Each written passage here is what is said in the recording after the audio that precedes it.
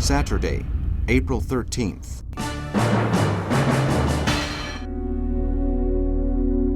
British troops disembark at the Norwegian ports of Asdalsnes near Trondheim and Namsos, to the north of the country, while RAF aircrafts start to mine the Danish and German coasts. More than 3,000 German soldiers are isolated in the city of Narvik, waiting for reinforcements which have not arrived due to the lack of coordination between the different corps. Hitler becomes nervous about the actions of the enemy and orders the Wehrmacht units based at Narvik to withdraw to safer positions, an order which is opposed by his chief of staff, General Alfred Jodl.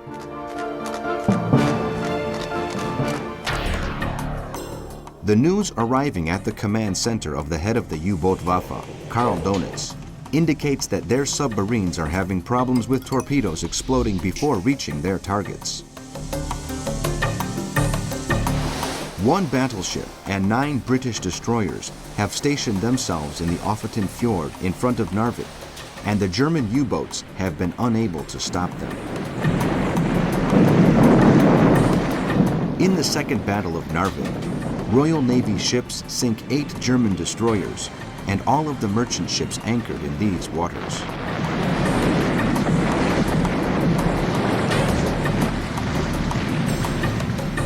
The Swedish government orders the mining of the port of Gothenburg and declares its neutrality.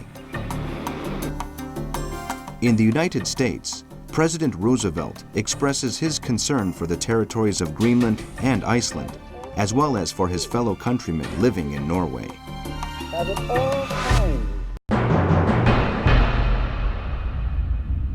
Sunday, April 14th.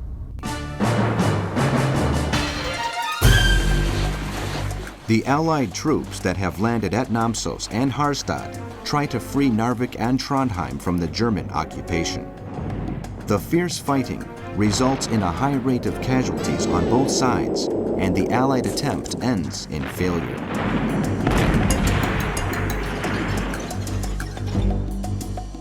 In Berlin, the OKW, High Command of the Armed Forces, holds an urgent meeting headed by Hitler. The situation of the troops in Norway is analyzed, especially those in Narvik. The Führer insists that the soldiers in that city must retreat southwards, but General Jodl is still opposed to this. Jodl is eventually ordered out of the meeting by the Nazi leader. Meanwhile, the Wehrmacht units which are fighting in the area of Lake Josa in Oslo push the Norwegian forces back and force them to escape to Sweden. With its neutrality threatened, Sweden declares a state of war after German troops occupy the island of Bornholm. The killings in occupied Poland continue. In the town of Serokomla, hundreds of men, women, and children are shot by German soldiers. In Western Europe, the Belgian Secret Service informs its government that they have recently detected frequent reconnaissance flights over the Ardennes forest. In the naval war, the British Tarpon submarine is sunk by the German mining ship M6 to the south of Norway.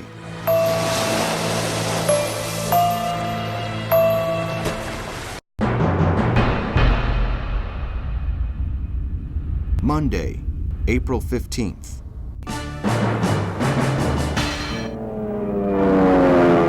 In Norway, Vidkun Quisling announces that he has dissolved his government pending Hitler's decision. After 6 days heading the new executive, Quisling will go down in history as a traitor.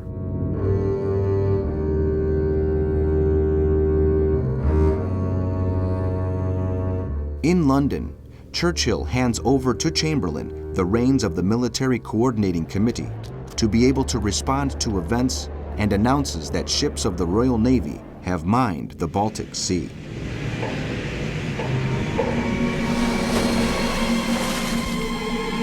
The first Allied military contingents disembark at Narvik.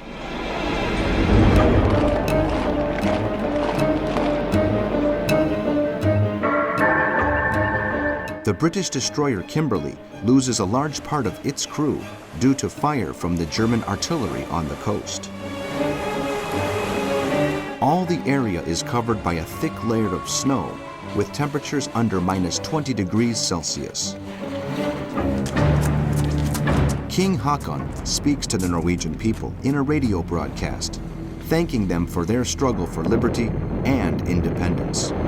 However, their helplessness in the face of Nazi military might leads to the surrender of the troops defending Kristiansand. The Intelligence Center in Bletchley Park is able to decipher the Enigma code used by the Germans in their Norwegian campaign. In the battle to maintain hegemony at sea, the U-49 is sunk by the Allied destroyers Brazen and Fearless.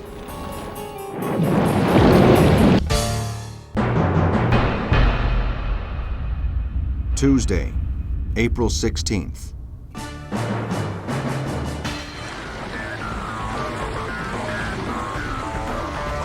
In Norway, Allied troops commanded by General Carleton de Viart land at Namsos and try to join the local forces defending Steinkjer.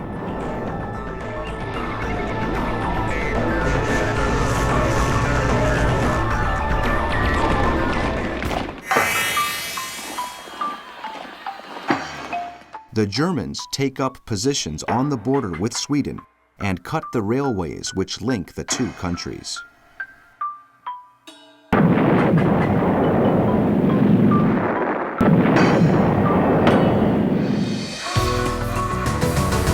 In the meantime, German submarines are deployed in the waters of the Vag and Bygden fjords to search for British ships.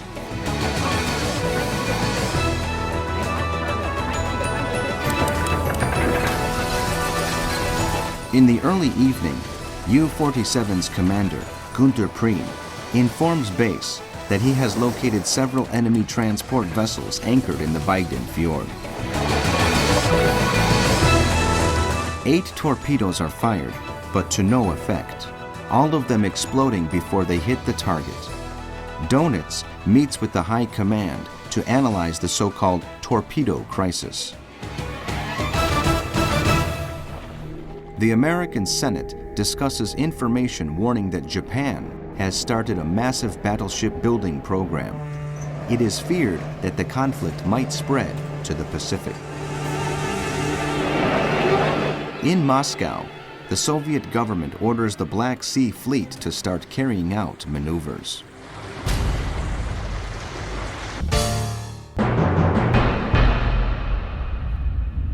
Wednesday, April 17th. In Norway, the British cruiser Suffolk shells the airfield at Sola on the outskirts of Stavanger, which has been occupied by the Germans.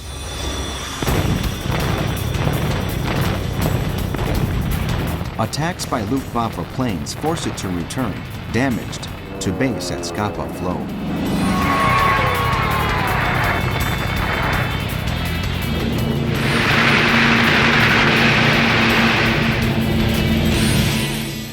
The British Prime Minister Neville Chamberlain declares he is certain of victory. Meanwhile, his war cabinet studies the possibility of undertaking a massive landing in the area of Narvik, supported by naval artillery.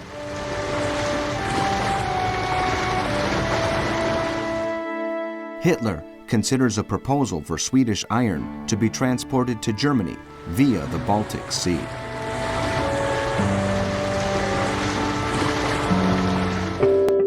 In Washington, the Secretary of State Cordell Hull warns the Japanese government that any action in the Pacific may endanger peace in the area. At the same time, Admiral Harold Stark, Chief of Naval Operations, proposes in the Senate the building of the largest naval force in the world.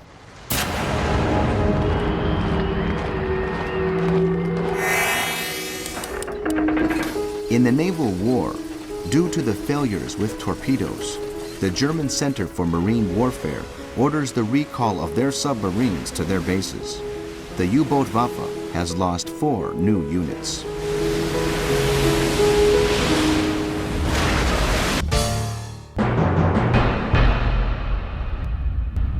Thursday, April 18th.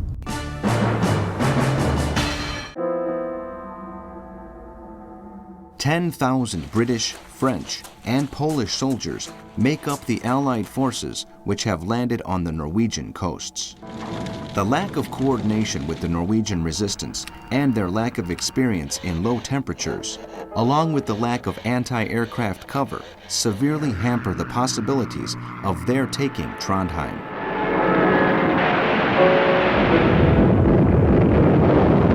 The Norwegian government declares war on Germany and refuses to accept becoming a protectorate of the Third Reich.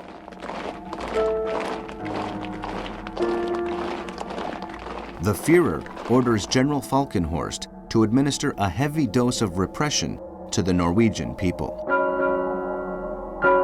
If necessary, I will act as others did in Poland, he warns.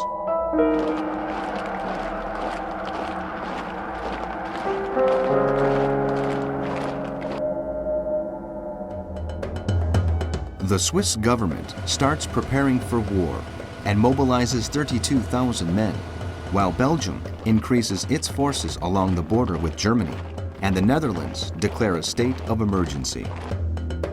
The British executive warns Mussolini that both Romania and Greece have signed cooperation agreements with the United Kingdom and that Turkey is an ally.